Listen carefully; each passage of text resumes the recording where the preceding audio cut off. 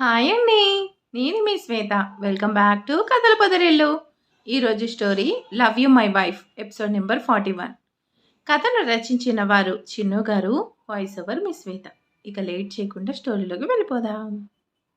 Janu, I'm okay, I can manage myself అంటూ జానకి చేతిలో నుంచి తన చెయ్యి లాగేసుకున్నాడు. హర్ష గారు వెయిట్, మీరు ఇలానే చేశారంటే అత్తయ్యకి కంప్లైంట్ చేస్తాను. అసలే బ్లడ్ పోతుంది. అత్తయ్య వచ్చి చెప్తే కానీ వింటారేమో కదా. జాను వెయిట్, అలాంటి వైల్డ్ డిసిషన్స్ వద్దులే, నీకు నచ్చింది చేసుకో అంటూ హర్ష, అలానే జానకి హర్ష హ్యాండ్కి ఫస్ట్ ఎయిడ్ చేస్తూ కట్టు కడుతుంది. హర్ష గారు, మీరేం అనుకోనంటే మిమ్మల్ని ఒకటి అడగచ్చా? జాను ప్లీజ్, ఇప్పుడు నీకేం చెప్పే మూడ్ లేదు. I want to be alone అంటూ కాస్త డల్గా అంటాడు.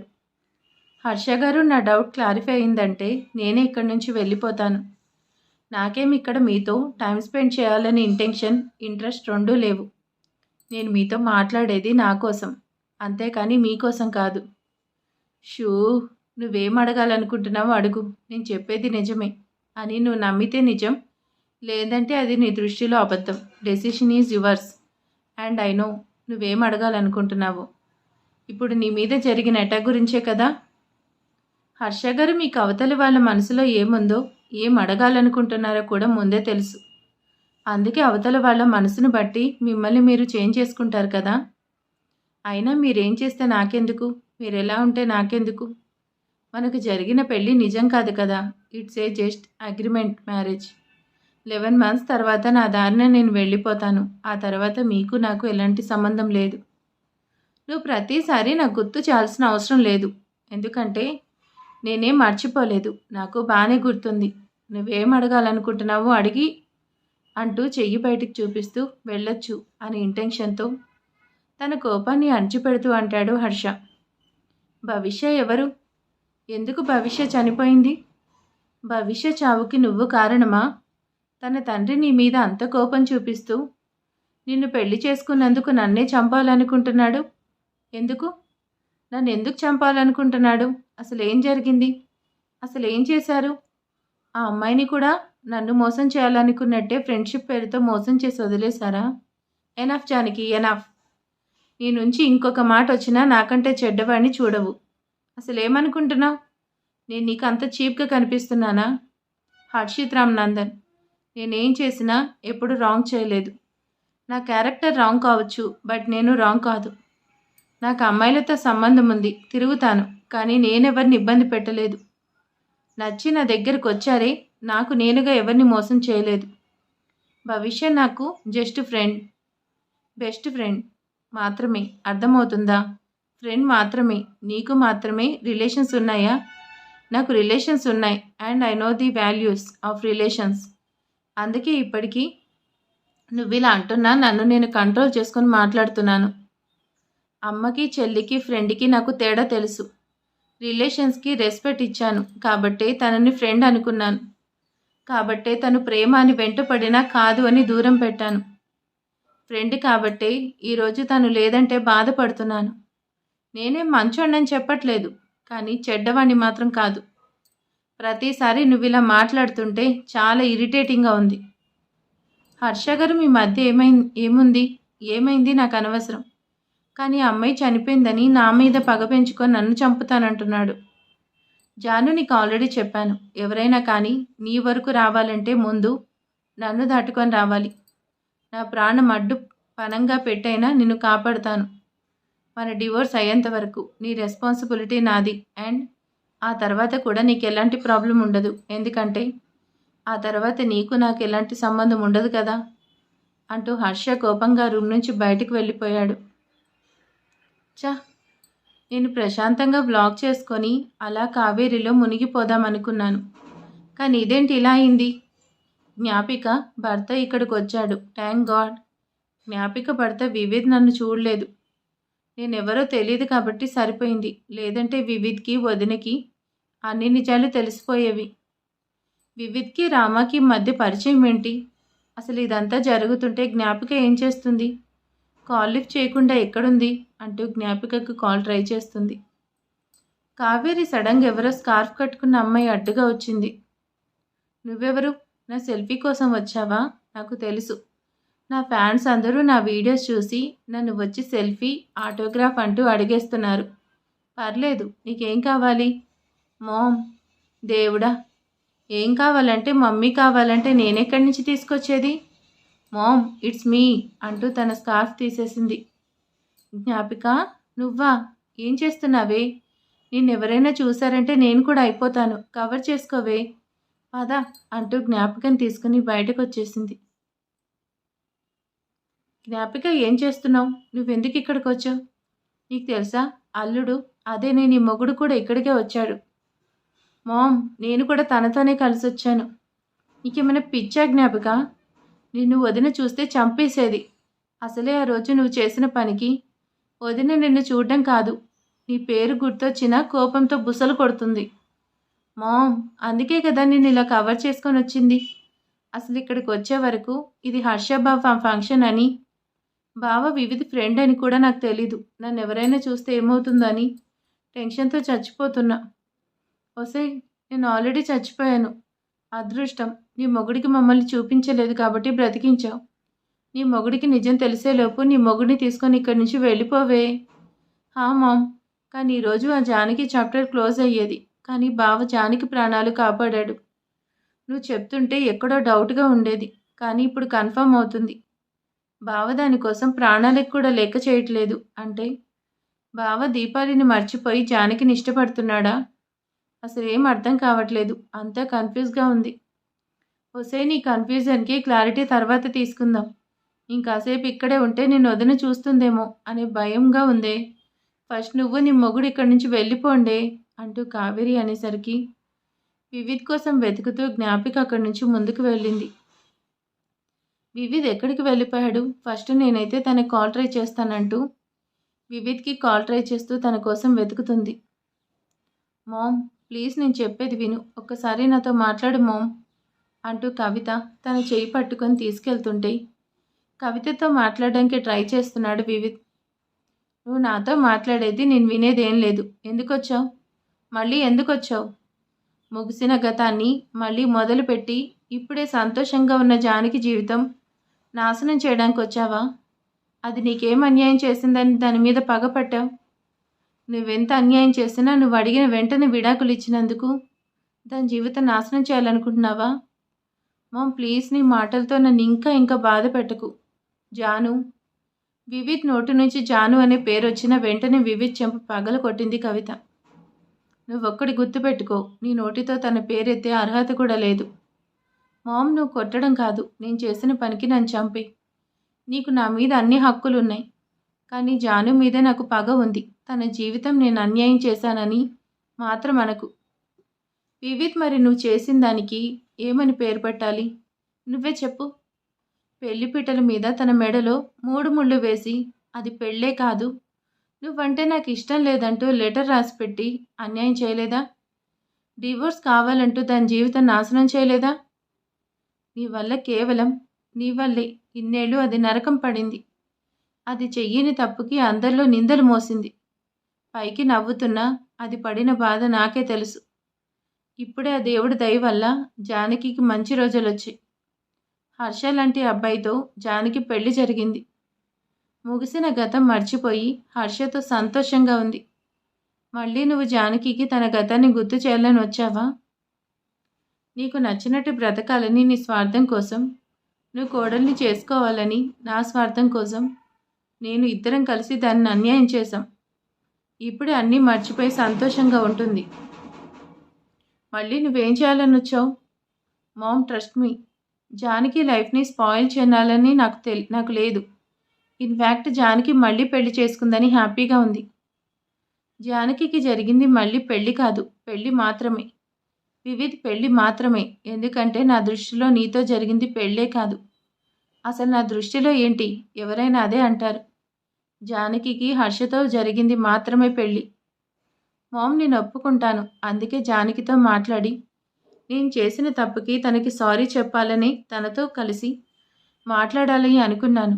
జానకితో ఒక్కసారి మాట్లాడి తనకి నా అపాలజీ చెప్పాలి, అలానే హర్షకి థ్యాంక్స్ చెప్పాలి.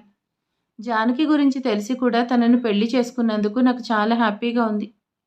ఫస్ట్ నేనైతే జానకి హర్షతో మాట్లాడొస్తానంటూ వివిధ్ ముందుకెళ్తుంటే, వివిధ్ ఇప్పుడు హర్షబాబుని కలిస్తే జానకి గతం మా ఇంట్లో అందరికీ తెలుస్తుంది కదా అనేసి అనుకుంటూ, వివిధ్ నువ్వు హర్షతో ఏం మాట్లాడడానికి వీల్లేదు. మామ్, ఎందుకు వద్దంటున్నావు? హర్ష జానకి పెళ్ళైనందుకు నాకు హ్యాపీగా ఉంది. నువ్వు చెప్పినట్టు హర్ష మంచివాడు, జానకిని బాగా చూసుకుంటాడు. మరి తన ముందు నా తప్పు నొప్పుకోవాలి కదా. నన్ను తప్పు పట్టినా పర్లేదు, కానీ నేను చేసిన దానికి తనకి సారీ చెప్పాల్సిందే. వివిధ్ నువ్వు ఆ పని చేయడానికి వీల్లేదు. ఎందుకంటే హర్షకి కానీ, జానకి అత్తింట్లో కానీ, జానకికి మొదట పెళ్ళైనట్టు కానీ, విడాకులు తీసుకుందని కానీ, ఇది తనకి రెండో పెళ్ళని కానీ తెలీదు అంటూ కవిత అనేసరికి వివిధ అడుగులు ముందుకు పడకుండా అక్కడే ఆగిపోయాయి. మామ్ అంటూ వివిధ్ షాక్తో కవిత వైపు చూస్తున్నాడు. నువ్వేమంటున్నావు మామ్? ఎందుకు నిజాన్ని దాచిపెట్టి జాను పెళ్లి చేశావు? దానివల్ల ఫర్దర్గా వచ్చే కాంప్లికేషన్స్ తెలీదా? నువ్వు ఇలాంటి ఫూలిష్ థింగ్ చేస్తావనుకోలేదు మామ్. ప్రెజెంట్ నిజాన్ని దాచిపెట్టావు, కానీ ఫ్యూచర్లో దాని రిజల్ట్స్ ఇమాజిన్ చేయలేదా? అసలు జాను కూడా దానికి ఎలా ఒప్పుకుంది? తనకు అన్నీ తెలుసు కదా. ఈ నిజం జానకి కూడా తెలీదు. జానకి అన్ని నిజాలు తెలిసి తన పెళ్లి జరిగింది అనుకుంటుంది. నేను చేసింది తప్పో ఒప్పో తెలీదు, కానీ నాకు ఒకటే తెలుసు, జానకి సంతోషంగా ఉండాలి. దానికోసం నేనేమైనా చేస్తాను. నువ్వు చేసిన అన్యాయానికి అదేం తప్పు చేయకుండానే శిక్ష అనుభవించింది. నువ్వు కేవలం దాని మెడలో తాళి కట్టినందుకు తెలిసిన వాళ్ళు తెలియని వాళ్ళు దాన్నే తప్పుగా చూశారు. మళ్ళీ పెళ్లి చేయాలనుకుంటే రెండో పెళ్లివాడు, తండ్రి వయసున్న ముసలోడు, పెళ్ళాన్ని చంపే శాడిస్ట్ అలాంటి వాళ్ళతో పెళ్లి చేయాలా? అందుకే నిజాన్ని దాచిపెట్టి జానకి పెళ్లి చేశాను. నువ్వు చేసిన అన్యాయానికి నిన్ను చూడగానే చంపేయాలన్నంత కోపం వచ్చింది. కానీ నువ్వెవరో బయట పెడితే నిజం బయటపడుతుంది. జానకి కాపురానికి అది అగాధం.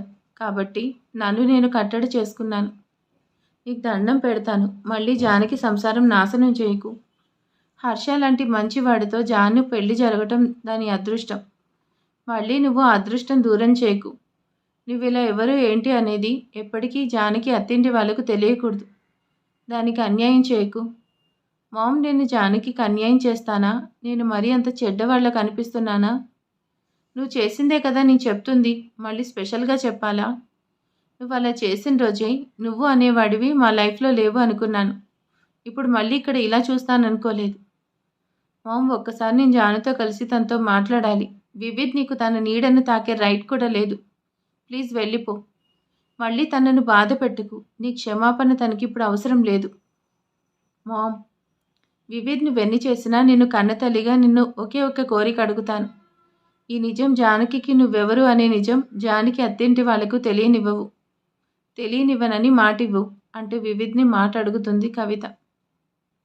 మామ్, నువ్వు నన్ను మీకు దూరం అవ్వమంటున్నారు కదా. నువ్వు కోరుకున్నట్టే చేస్తాను. నేనెవరని నిజాన్ని ఎప్పటికీ బయటపెట్టను అంటూ కవిత చేతిలో చేయేసి ప్రమాణం చేశాడు.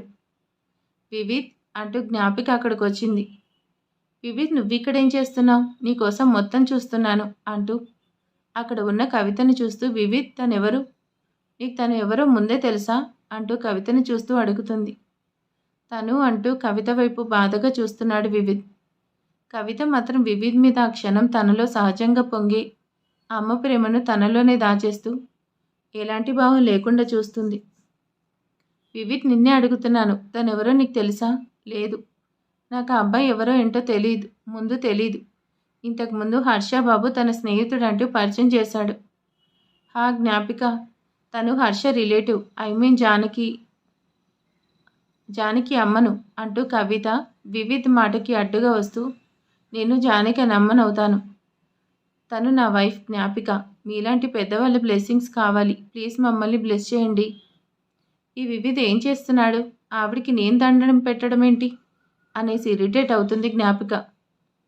నేను ఒకరిని బ్లెస్ చేసేంత గొప్పదాన్ని కాదు, నాకు అంత పెద్దరికం అవసరం లేదంటూ వచ్చేసింది కవిత. ఓ, ఈవిడ జానకి మదర్ అన్నమాట. ఎవరైతే మనకెందుకు, ఫస్ట్ ఇక్కడి నుంచి వెళ్ళిపోతే పీస్ఫుల్గా ఉంటుంది అనుకుంటుంది జ్ఞాపిక. Vividh, I'm tired. ఆమె sorry I'm tired let's go అంటూ వివిధ్ని తీసుకొని అక్కడి నుంచి వెళ్ళిపోయింది జ్ఞాపిక. నామిని ఈ టైంలో ఎందుకు కాల్ చేశావు? అక్కడ ఫంక్షన్లో జరిగింది చూసావు కదా. నాకు ఇదంతా తెలీదు. ఈరోజు రామ అన్నయ్యతో మాట్లాడతా అన్నావు కదా. ఏదేమైనా మన లవ్ మ్యాటర్ రివీల్ చేసి మామ్తో మాట్లాడడానికి ఒప్పించు. నామిని, డాడ్ వస్తున్నా, డాడ్ పిలుస్తున్నారు బాయ్ అంటూ కాల్ కట్ చేస్తూ ఆనందరావు దగ్గరికి వెళ్ళిపోయింది నామిని. హర్ష బావా, ఏంటి డిస్టర్బ్గా ఉన్నావు? జరిగిన దానికి ఆలోచిస్తున్నావా? వైష్, నేను నీకు మరీ అంత చెడ్డవాడిగా కనిపిస్తున్నానా? ఒకడు తప్పు చేస్తే తను టోటల్గా తప్పు చేసినట్టే కన్సిడర్ చేస్తారా? Harsha, what happen to you? I don't know Vaish. నా గురించి ఎవరేమనుకున్నా నేనేం కేర్ చేయను. But I don't know, Janu నన్ను అలా చూడడం నాకు అస్సలు నచ్చట్లేదు. తన దృష్టిలో నిన్ను చాలా ఒక రోగులా ఉన్నాను. Harsha, tell me one thing. Janu దృష్టిలో నువ్వెలా ఉంటే నీకేంటి ప్రాబ్లం? జానుని నువ్వు పెళ్లి చేసుకుంది నిజం కాదు కదా. మీ పెళ్ళి జస్ట్ అగ్రిమెంట్. 1 year తర్వాత మీరు విడిపోతారు కదా. మరెందుకు నువ్వు ఫీల్ అవ్వడం? అసలు నీ మనసులో ఏముందో నువ్వే తెలుసుకో. Vaish, don't confuse. I'm clear about my relation. ఎవరేమనుకున్నా బేర్ చేయను, నిజమే. బట్ జాను ఈ 1 year నాతోనే ఉండాలి. ఇద్దరి మధ్య జర్నీ అర్థం లేని అపార్థాలతో సాగితే అది చాలా కష్టంగా ఉంటుంది. అంతేకాని తన మీద నాకు ఎలాంటి ఫీలింగ్స్ లేవు. Did you got that? Harsha, then Janaki నిజం కన్వే చేయొచ్చు కదా. జానుకి నిజం చెప్పడం నా ఇంటెన్షన్ కాదు. ఇదే కావాలంటే ఇంత టైం వేస్ట్ చేయడం ఎందుకు? నాకు తన సేఫ్టీ కావాలి, కానీ తనకి నిజం తెలియడం కాదు. హర్ష, మీ మధ్య ఏముందో అది మీకే తెలుసు. మీరు కలిసి ఉంటే ఫస్ట్ హ్యాపీ ఫీల్ అయ్యేది నేనే అంటూ హర్షని హక్ చేసుకున్నాడు వైష్. హర్ష, ఈరోజు నీతో ఇంపార్టెంట్ ఇష్యూ డిస్కస్ చేయాలని వచ్చాను. But this is not the right time అనేసి మనసులో అనుకుంటూ సైలెంట్గా ఉన్నాడు. కవిత, నువ్వు వివిధ్తో మాట్లాడావా? వివిధ్ ఏమన్నాడు? శేఖర్ గారు మీరు వివిధ్ని ముందే కలిసినట్టు నాకెందుకు చెప్పలేదు? కవిత, ఈ విషయం నీకెలా తెలుసు? వివిధ్ చెప్పాడా? లేదు. ఇప్పుడు మీరే నిజాన్ని ఒప్పుకున్నారు. ఎందుకు నా దగ్గర నిజాన్ని దాచేశారు? కవిత, నీకు వివిధ్ని గుర్తు చేసి నిన్ను బాధ పెట్టాలనుకోలేదు. అందుకే వివిధ్ని చూశానని కలిసినట్టు నీతో చెప్పలేదు. వివిధ్ ఏమన్నాడు? అవన్నీ తర్వాత, ఇంటికి వెళ్ళిన తర్వాత మాట్లాడుకుందాం. ముందు ఇక్కడి నుంచి పదండి. వదిన, మేము ఇంకా బయలుదేరుతాం అనసూయ దగ్గరికి వస్తూ అంటుంది కవిత. కవిత, మీరు అప్పుడే వెళ్ళిపోతున్నారు, కాసేపు ఉండొచ్చు కదా. మీ అమ్మాయికి చెప్పకుండా వెళ్ళిపోతున్నారు. జాను లోపలుంది, తనకు చెప్పి వెళ్ళండి. జాను అంటూ జానకి కోసం హర్ష క్యాబిన్లోకి వచ్చింది. జాను, నువ్వే ఉన్నావు, హర్షబాబు ఎక్కడికి వెళ్ళాడు? అమ్మకి తెలిస్తే బాధపడుతుంది, తనకేం తెలియకూడదు అనుకుంటూ హర్ష గారికి కాల్ వస్తే వెళ్ళారు. అమ్మ, నువ్వు బావని ఏం అనలేదు కదా? Janu, time waste discussion waste కదా. తన గురించి నువ్వు ఆలోచించాల్సిన అవసరం లేదు. వాడు నీ లైఫ్లోకి రాడు. నువ్వు వాడి కోసం ఆలోచించి నీ లైఫ్ వేస్ట్ చేసుకోకు. హర్షబాబు బంగారం. అలాంటి వాడు నీకు భర్తగా వచ్చినందుకు నువ్వు అదృష్టవంతురాలివి. నా అదృష్టం తెలిస్తే నువ్వు బాధపడతావు, అందుకే చెప్పలేదు అనేసి అనుకుంటూ సైలెంట్గా ఉంది. కవిత ఆంటీ అంటూ హర్ష లోపలికి వస్తూ వాళ్ళని చూశాడు. హర్షబాబు, మేము ఇంకా స్టార్ట్ అవుతాం. Aunty, sorry for that. ఇందాకలా జరిగిన దానికి మీరేం బాధపడట్లేదు కదా? హర్షబాబు, నేను మీ దగ్గర నుంచి ఏది వినాలనుకోవట్లేదు. జానకి ఇప్పుడు నీ భార్య. తనను నువ్వేం కాకుండా కాపాడుకుంటావనే నమ్మకం ఉంది. ఆ నమ్మకంతోనే వెళ్తున్నాను. నా కూతురు నీ చేతిలో పెట్టి సంతోషంగా వెళ్తున్నాను అంటూ జానకి చెయ్యి హర్ష చేతిలో పెట్టేసరికి జానకి, హర్ష ఇద్దరు ఒకరినొకరు చూసుకుంటూ ఏం మాట్లాడకుండా ఉన్నారు. ఆ రోజు నైట్. జాను, రామకి డిన్నర్ తీసుకెళ్ళు. తను తినలేడు కదా, తినిపించి టాబ్లెట్ వేయించు. రామ టాబ్లెట్స్ వేసుకోవడానికి ఇష్టపడడు, నువ్వే దగ్గరుండి చూసుకో. అత్తయ్య, నాకు రేపు అకాడమీలో ఇంపార్టెంట్ ఎగ్జామ్ ఉంది, నేను ప్రిపేర్ అవ్వాలి. జానకి, నీకు ఆల్రెడీ చెప్పాను, ఫస్ట్ నీకు పెళ్ళైంది, రామ నీ భర్త. నువ్వు చదువుకోవాలంటే రామ భార్యగా రామ పనులు చేసిన తర్వాతే అని చెప్పాను కదా. అసలు రామ బలవంతం మీదే నువ్వు చదువుకుంటున్నావు. నా రామ విషయంలో నువ్వు అలక్ష్యం చేస్తే మాత్రం నీ చదువు ఇక్కడే ఆగిపోతుంది. ఇల్లాలిగా ఇల్లు చక్కదిద్దిన తర్వాత ఏమైనా అర్థమైంది కదా. నీకోసం రామ తన ప్రాణాలు అడ్డు పెట్టాడు. ఎందుకు? నువ్వు తన భార్య అనే కదా. మరి నీ భర్త కోసం నువ్వు ఇది కూడా చేయలేవా? అసలు మీరు బాగానే ఉంటున్నారా జానకి? అమ్మో! శివగామికి డౌట్ వచ్చేసింది. జాను కవర్ చేయవే అనుకుంటూ అత్తయ్య అలాంటిదేం లేదు. మేము బాగానే ఉంటున్నాం. హర్ష గారు ఇప్పుడు కాదు తర్వాత తింటానన్నారు. నేనే తీసుకెళ్తాను ఇవ్వద్దంటూ రామ దగ్గరికి వెళ్ళింది. రామ జానకి బాగానే ఉంటున్నారా? కొత్తగా పెళ్ళైన వాళ్ళు సరదాగా ఉంటారు కానీ ఆ సరదా సంతోషం నాకు వీళ్ళలో కనిపించట్లేదు. ఈ అమ్మాయి అసలు ఇష్టమే లేనట్టు మాట్లాడుతుంది. ఈ పెళ్లి వల్ల రామ సంతోషంగా ఉన్నాడా? లేదు లేదు, ఈ పెళ్లి ఇద్దరి ఇష్టంతోనే చేశాను కదా, నేనే ఎక్కువ ఊహించేసుకుంటున్నా అనేసి లైట్ తీసుకుంది అనసూయ. మరి ఇక తర్వాత ఏం జరగబోతుంది ఏంటి అనేది నెక్స్ట్ పార్ట్లో చూద్దాం. Thank you for watching.